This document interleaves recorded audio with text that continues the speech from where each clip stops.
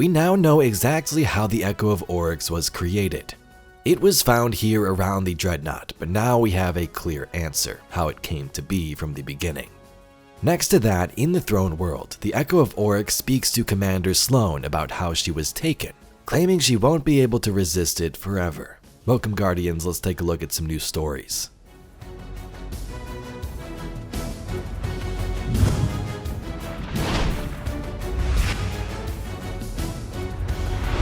So we encounter the Echo of Oryx now, but have you wondered how it came to be in the first place? The new Charon's Toll Sparrow explains just that. Eris is searching for a calcified hive worm for some reason, and they discuss these mysteries. Drifter sat back, kicking his feet up on a nearby console. He wiggled his large toe through a hole in his sock. So it's a living memory of a dead guy, Drifter recapped. A dead god, Eris corrected him as she continued to rummage through the piles of junk littering the floor of the derelict, Drifter's ship. She tossed aside bits of old food, sparrow parts, and stray ammunition. Arash, the Osmium King, Lord of Shapes, and first navigator of the Hive. She held up a clump of glacial starwort at arm's length, her nose wrinkled in distaste. You said you had a calcified hive worm in this cesspit. Produce it. It's around here somewhere, Drifter assured her. If you relax a little, I bet it'll come right to you. I reckon a top-notch occultist like you would have figured that out.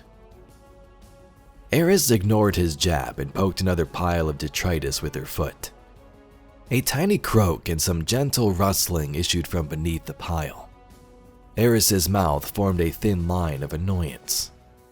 Anyway, Drifter continued, while Oryx was stomping around, drumming up taken from everything he could get his gritty mitts on, his memories were stored in the darkness. They became interwoven with the fabric of our shared meta-consciousness, Eris elaborated. That's what I said, the rogue light-bearer exclaimed. Then, after the Guardian killed the Witness, Oryx's memories combined with the light to make the Echo. Yes, that's very nearly correct, Eris humored him. She pulled back an ether-stained banner to reveal a small stone statuette of a plump, fish-like creature. She held it up to the light, examining it closely. This is it. Now let's depart before I contract something more pernicious than your company. There's no such thing, Drifter chortled. Trust. So Eris laughs at it, so I'm not sure how true it actually is, but Drifter explains that this Oryx, the version we see now, the first navigator of the Hive Arash, the memories of that Oryx or before Oryx was stored in the darkness. And when the Witness was killed, those memories combined with light to make the Echo. I guess we could have came up with this ourselves, but it makes sense if it is true.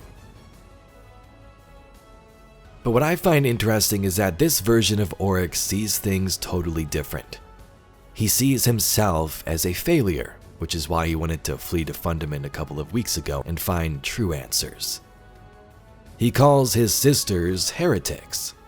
In this week's dialogue, he even said that he should have left them dead when he killed them for power all those years ago. He said it was a mistake that he brought them back, or let them come back. Which is actually pretty crazy if you think about it. That could have changed everything involving the Hive Pantheon. But of course, this version of Oryx only has that perspective because he exists in our current time and has hindsight of those previous events. I took the power of my sisters to slay the Wormaka.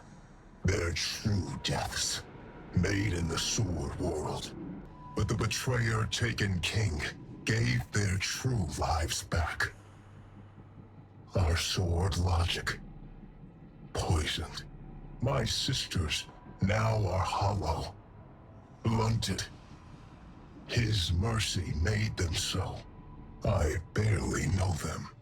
In a new lore card from this week's story events, Sloan and the Echo of Oryx speak to each other. Oryx tells her, you were taken, but by who? Sloan gets all defensive and claims she is still herself despite the half-taken parts of her body, The power of taking has not claimed her. You are not of my taking. Sloane squared her shoulders against the weight of the voice that spoke to her. It wasn't a surprise. Every time she visited Eris's throne world now, that lone and baleful eye seemed to follow her. Didn't mean she had to like it, or talk to him. But what are you, then? He mused aloud, as if her response or lack thereof was wholly immaterial. I am told the Taken changed hands many times. Who was it that took you? No one, Sloane said before she could think better of it. I said no. Did you? There was an awful heaviness to the Echo's attention, a fizz of sterile neutrinos and the prickling awareness of danger down her spine. But Sloane was nothing if she was not herself, and so she stood tall, chin up, and did not falter. I don't need that power. Whomever made that offer, it will not vanish, the Echo said softly. You may not need it now, but are you so sure of the future? Yes, Sloane said, willing it to be true as she said it. What do you want? To understand, said Oryx, and the simplicity of it was as sharp as a knife. Whatever needed to be twisted or prized loose or broken to understand it, he would. That was all there was. Then understand this. I am resolute. Arc light crackled in her hands as Sloane closed them into fists. And I am complete in myself. I need no other power. She knew it for not quite truth even as she said it. She was in Shiohan and Asa, the Traveler's Light and the Vanguard, even as they were in her. But she certainly didn't need the Taken. Ayat, the Echo said thoughtfully, and nothing further. Sloane did not retreat. She turned that word over and over again in her mind. Ayat. It had a meaning it hadn't quite before, sounding almost like her own voice saying, I am complete in myself, back to her. Hours and hours later, long after she left Eris's throne world, still it echoed, and still she wondered about its truth. So this is intriguing, and it makes me wonder if it's hinting at possible future events in the last couple of weeks here. Sloane's whole focus has been on controlling the Taken, honing the power and not letting it take over us. But will she be able to contain it herself in the end? The Echo of Oryx asks her the same question. He's like, who took you? She says, it doesn't matter, I'm myself, I'm not Taken, I don't need Taken power. But he's like, sure you don't need it now, but what about in the future? So it definitely does make me wonder, but a nice interaction between all these characters in these cards. Anyway, Guardians, that's all we got for today's video. If you'd like to see some more Destiny news, lore, and mysteries just like it, please be sure to subscribe to the channel. I thank you very much for watching, and I'll catch you all in the next video.